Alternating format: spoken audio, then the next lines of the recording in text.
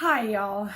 So my name's Jordan. I am the wife here on HoppySabbathHomestead, and I am coming to you to talk to you about something that is kind of scary. Kind of really scary. And something that I have totally ignored for the last 26 years. And I'm 26 now, so this is a very recent thing that I've been equipped now to face. And I didn't know that May was Mental Health Appreciation Month, or no, awareness. Mental Health Awareness Month, but now I do, and I have learned a lot about myself and my brain and a lot of different things, and I am just so excited by the growth that I've had in the last, honestly, it's been 2 weeks now. I feel freer. I feel like I can conquer things now. I don't feel stuck. I mean, there are times, I'm not saying I'm perfect, I'm not saying that I found the magic trick, but I found a way to help me cope. Now, this is the introduction, but this is the intro video from me, and also my collab video, but I got some questions together, and I'll put them on the bottom of the screen so people who are tagged in this know what the questions are. But the first question is, what is mental health to you? To me, before these last 2 weeks, it was selfish. Why would I care? Why are my problems so important that I have to... My problems aren't important enough. I'm not worth it. My problems aren't worth it. There's so many people who have problems that are way worse, you know, who have gone through trauma, who have gone through sexual abuse and this and that, and you know, they have really hard lives. And I knew personally people like that. And that was something that I battled with my whole life, is I just was okay with being unhappy and miserable and anxiety ridden and depressed. Like, there were periods of my life that I could not go 5 minutes without crying because I hated myself. As a child, I'd look in the mirror and tell myself that I hate you, you're ugly, you're fat, you're stupid. Everything negative that you could say to someone, I said to myself. And I didn't use those words in my thinking anymore, so I thought I was okay. But I still had very negative, hateful thoughts to myself. And I told myself in my brain, I didn't say this out loud, but I told myself that, you know, it's not worth it. It's not worth delving into. You know, that's too scary. You can't think about that. It's never going to get better. It's just something you have to live with. You know, I can survive, so why fix it? But I found out that your brain is protecting you when you are afraid. And there are symptoms that happen in your body that will tell you before your brain spirals. And so that has been a real game changer for me. That has been the control that has been the tool that has given me the control to stop my fear before it takes over. I got to a point, and it really wasn't as bad as it's been in the past, this last time, but I got to the point where I was looking around my house and there's clutter everywhere, and the dishes were stacked up a foot high, and my garden was dying, and everything was going wrong. But I had the time to do it.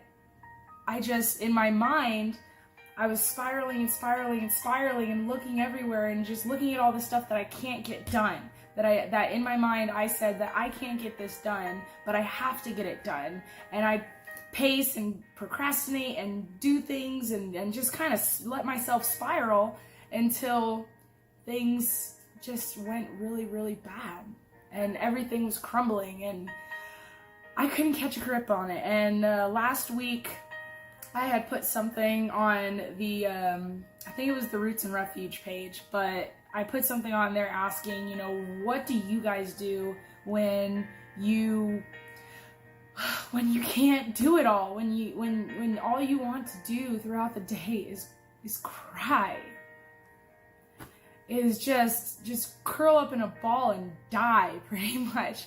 And I know I'm being real, but this is how I felt. And I know that this is how other people feel, because I got like 100 comments on that post within like 3 hours. And a lot of people were saying, you know, this post makes my heart feel so good because I'm not alone. And that's what I want you to know, is that you're not alone. You're not alone. You're not. We all are overwhelmed. We all can't handle this. We all have things in our past that hold us back. And I don't know the thing in my past yet. I mean, I'm slowly being able to look into my past and try and figure it out. I'm not even going through the questions. Okay, question two is how have you been affected and what are your symptoms? So mine were depression, anxiety, anger, frustration, hatred, which it all stemmed from just, you know, my whole life telling me that I suck. That I suck, I'm not worth it. And yeah. So how did I cope? I formed a habit to get overwhelmed and spiral. Doesn't sound like a coping mechanism, but it is. It was a unhealthy coping mechanism, toxic, very toxic. And I would allow something very small to be magnified in my brain. And when it was magnified in my brain looked at it and just, I mean, I couldn't handle it. I couldn't look at it. And it wasn't very healthy, and I'm glad I figured that out. What is a piece of advice you would give to those out there who suffer? You're not alone. And it's not a shameful thing to get help. And your problems are not less than someone else's just because theirs are a little bigger or more intense or even just different. My whole life, I thought I was an imposter. I thought that I was a hypocrite because as a child, I don't know what kind of learning difference, not disability, learning difference that I had. And I was thinking about this last night in bed, just kind of self-therapying myself and going through the memories that just scared the poop out of me. I'm sorry, I don't really swear, so you'll hear me say poop and crud and that kind of thing. But I went through a lot of mind searching, heart searching, and just looking in my past of all the scary things that I couldn't look at because it will kill me. But I realized it won't kill me. It might make me really, really sad at the moment, but you have to feel the pain of the Band-Aid ripping off before you see the scab, before you see the healing. It's so elementary, so what I did is I decided, you know, I don't like being like this. There is a pattern in my life that is being a bully. It's a bully in my life, and it's something that's been keeping me down. And I know I'm a Christian, but I realize that it's a device of the devil. And I don't like that. I don't like that. For 26 years, my whole life, Satan and my brain have been tag teaming to keep me dying, keep me in death, I was a zombie. I mean, you'd see me smiling, you know, but I have been a chameleon, and I have been that person to stuff it all down and give you the greatest advice and tell you exactly what you need to do. And people tell me I'm awesome, and and even now, my heart is racing because the thought of someone telling me that I'm good enough, someone telling me that I'm beautiful or smart, or I could do certain things, or I'm good at something. It felt empty. It felt like it wasn't real. I'd hear it, I'd thank someone for it, but inside it was like, oh, that's a lie. They're just telling you that to make you feel better. Because I knew in my heart that I was stupid and ugly and fat and not worth it. And I could never be loved because I hated myself. And I tell people, oh, you know, how can you expect someone to love you if you don't love yourself?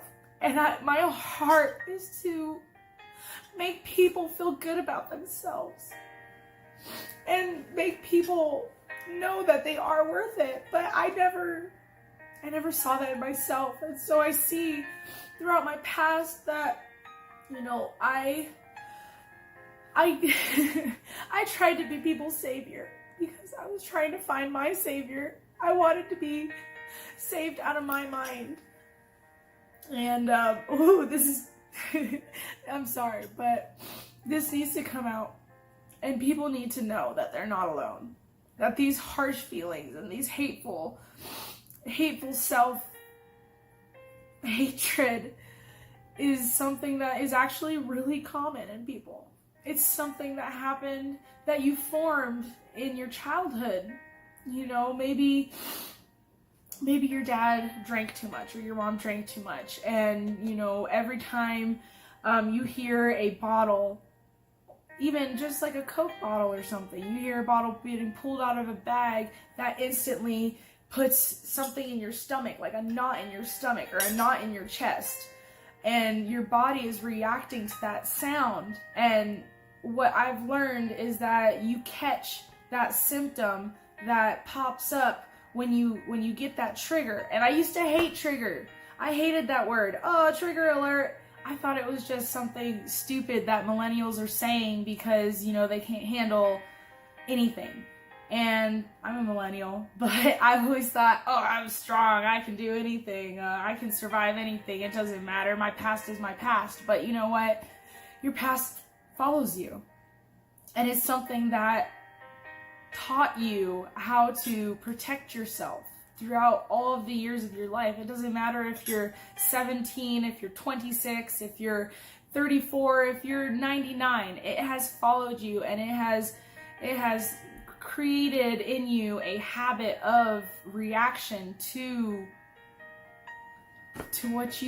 what happens in your life, what triggers you throughout life. For me, you know, I was constantly afraid of getting in trouble as an adult. In my work, in my job, just the littlest things. Like I've always had that principal, going to the principal office, that feeling. This is so stupid. I'm sorry. It's not stupid. This is important. This is very important. But my whole life, I have felt that feeling that you feel when you're a kid and you get sent to the principal's office and you're just walking there and you have this pit in your stomach. And you know you're just going to get in trouble. And not only by the principal, you're going to get in trouble with your parents, and your siblings are going to laugh at you, and the people who are seeing you walk down the hall are looking at you, and they know that you're a bad person. I've never talked about this stuff.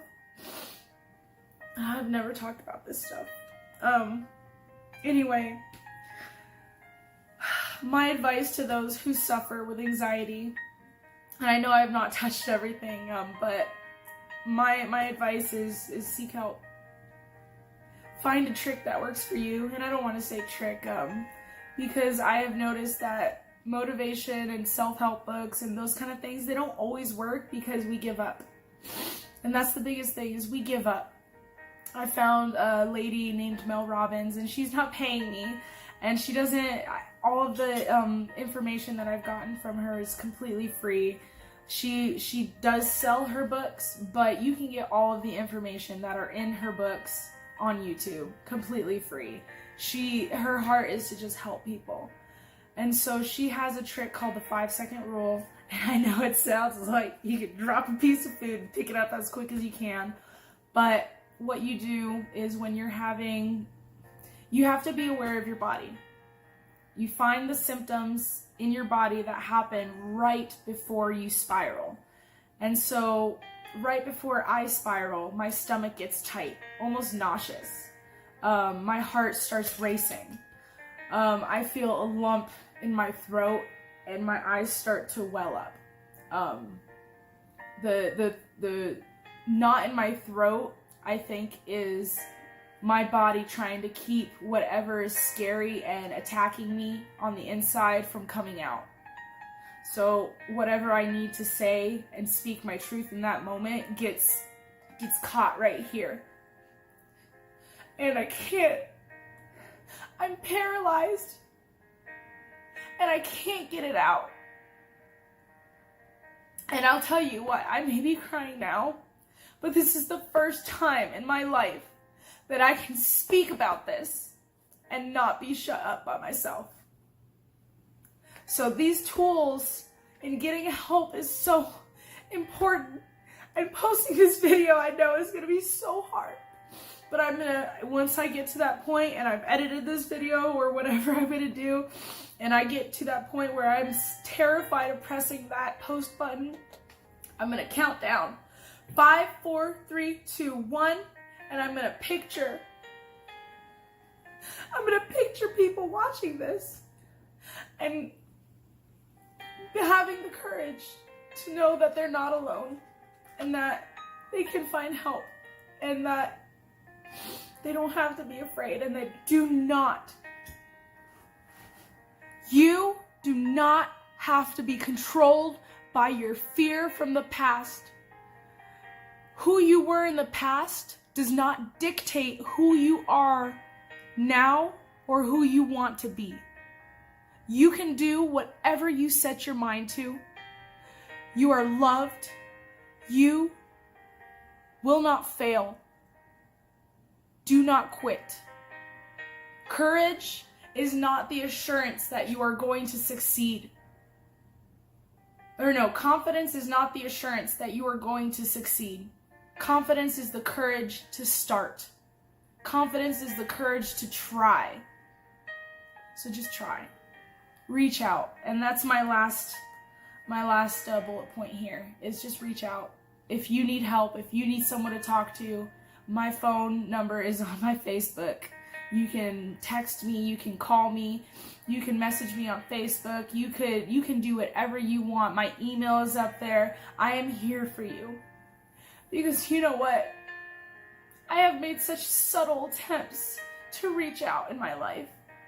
And subtle attempts don't always work. You have to be bold. And if you're a Christian, God said you can come boldly. You can come boldly to the throne. And I never knew what that meant. But you don't have to be afraid. You need to get angry at fear. You need to get angry at fear and say, no, I don't accept it. That's not truth. Even if you're not a Christian, it's not truth. You're beautiful. You're worth it. You're strong. You're stronger than you know. You are. So, okay. This is very therapeutic. Just putting this on a video and just talking, it's very therapeutic for me, so thank you. But this is going to be kind of like a tag collaboration and free collaboration. So whatever, if you want to be a part of this, go ahead and make your video. I don't know how to do all this, so I'll figure it out as it's happening, but I love you. If there is no one in your life that has told you that they love you today, let me be the first to tell you, I love you. I love you. You are worth it. You are strong. You can do this. You can take control of your life.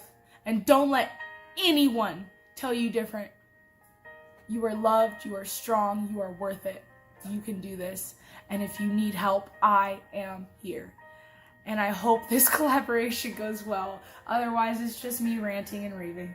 But, okay, the people who I'm going to tag is Trish with Willow Creek Homestead, the Stivers Homestead, Southern Blessed Homestead, Along the River, and that Everyday Kira.